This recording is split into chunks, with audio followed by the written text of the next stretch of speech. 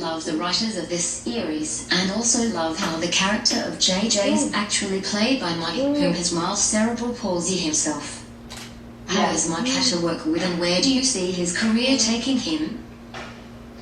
Well, first of all, like, he's got the most fantastic family. He is kind and funny and lovely, and he's actually I don't know how one measures, like, on the spectrum, but Micah can speak. It takes him a long time, but he can, and he's very, very, very attuned to comedy. Like, his comic timing is absolutely brilliant, and he's a great observer of people. So he was a laugh. He was a laugh to hang out with. And when you see the pilot, he's so funny, and he mostly does it with his eyes. So he'll kind of, like, give an expression like, oh yeah, and they'll, like, cut to him in a big close up, and it will crack you up. It's brilliant. What were some of your own interactions prior to this with people with a disability? Do you know, I mean, honestly, like I said, one of my really dear friends has ALS, and to watch her and to be around her, I mean, I volunteered in several programs, like when I was growing up in England, like my school, again, it was an amazing school. We worked within our community, we worked in the local county that we lived in. I've been actually part of there is an amazing charity called TheraSurf that my friend Jimmy Gamboa and his wife set up, and they take children with disabilities surfing. They'll get them on the surfboard, they'll get them out, they'll get them experiencing what it's like to catch a wave. Obviously the water feels really good. So that's really been, I don't remember a time where I haven't been. There were several kids in my class at school who were challenged. I don't feel like we should be so segregated from each other. I think it should be the norm. And I certainly think, I don't know, my son, like when my son met Micah, I have a 7-year-old, when he came to the set, and Henry was saying to Micah, like, so it's just your body that isn't working, and Micah was like, yeah, and Henry was like, so you get jokes, and I was like, yeah, and that was the most important thing to him. To Henry, it was like, oh, okay, oh, fine. We need to raise our kids to just go, this person is different in this way, in the same way that you, Henry, are different because you've got blonde curly hair and that kid's got dark hair. Our diversity is part of who we are, but shouldn't separate us from each other. So I'm glad to be raising, a good boy who's got a great sense of humour, and Henry's going to grow up, hopefully the show will go for years, around Micah and around, in the pilot, we work with a lot of people at the, there's a scene at the daycare centre, and I met a lot of people with all varying kinds of disabilities. So I think our show will, we're going to be around it a lot. Just keep going. Yeah. I think that's totally good. Sorry. Has your own perceptions changed or been challenged by doing this series? Yeah, I mean, listen, for all of my interaction and experience with people with disabilities, you still realise how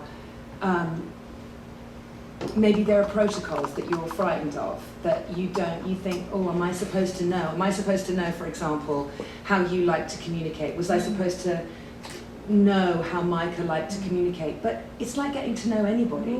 That's what it reminded me of. It's like anyone that you meet for the first time, you figure out about them. If you're sitting next to someone at dinner, you ask questions, you find out who they are, you see how they roll, what they do, and I think my perception has changed in as much as I've realised that I'm having a real opportunity to kind of to advocate in a really great and robust way, and that I need to to educate myself more by having conversations. So having conversations with you, having conversations with other people on social. The bit of the trailer I like is the part where JJ gives the finger. This is my finger and I have been doing it for years. My cerebral palsy is one part of my whole identity. I have dreams, goals and even fears. Do you think comedy is the best way to sometimes confront sensitive issues and help break down general preconceived notions of where and how people fit into communities, not just people with disabilities? I think that's a brilliant question, because I think it's absolutely true. I think that people do feel safe with comedy. It's a little bit of a double-edged sword in that you can hide behind comedy and sort of not confront the issue completely, or you can absolutely use it as a doorway and go, you can feel safe. You can feel safe laughing with a person with a disability, not laughing at them, but with them and understanding it. And I think comedy is a brilliant way. I think that dramatically, you get into all kinds of territory of starting to feel sorry for people, and you're marginalised by the sadness, the apparent sadness to an able-bodied person, a person with disability, which just isn't true. Like you said, it is one part of who you are. However, it is what most people on the outside see unless they sit down and they talk with you. So maybe, if everybody likes a laugh, maybe comedy is a really, really significantly great way in, particularly when it's handled by someone who has first-hand experience.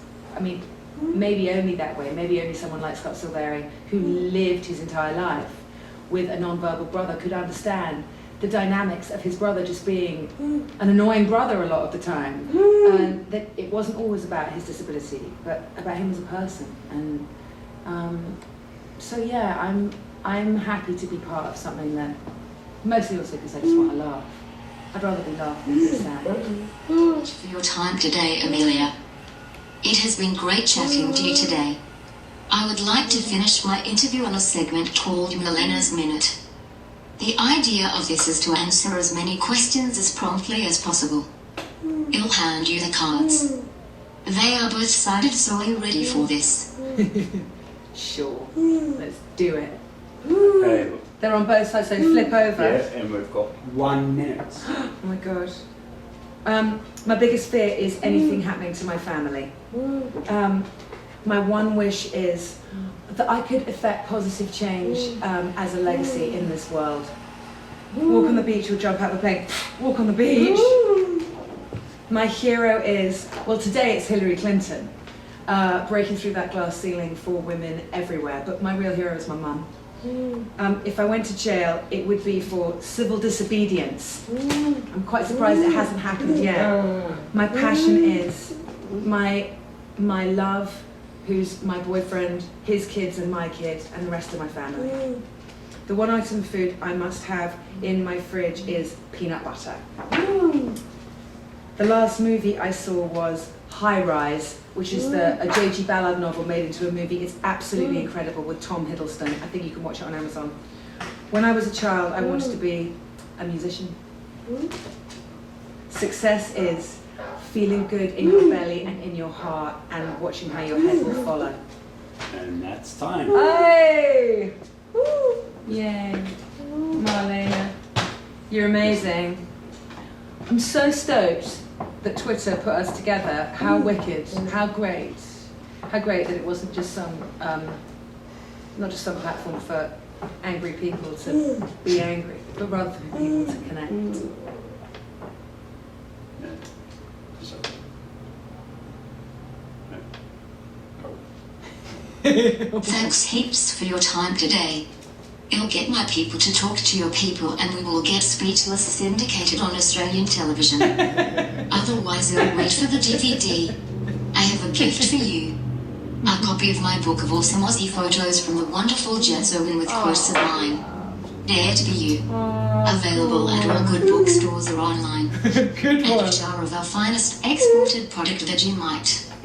Warning though, it doesn't taste the best. But you never know, you might like it on your bread. Thanks again. Love, you're brilliant. Thank you so much. I'm so happy, and this is going to be a great thing it's going to be a great thing for people to see you, to know you. It's good. Yeah.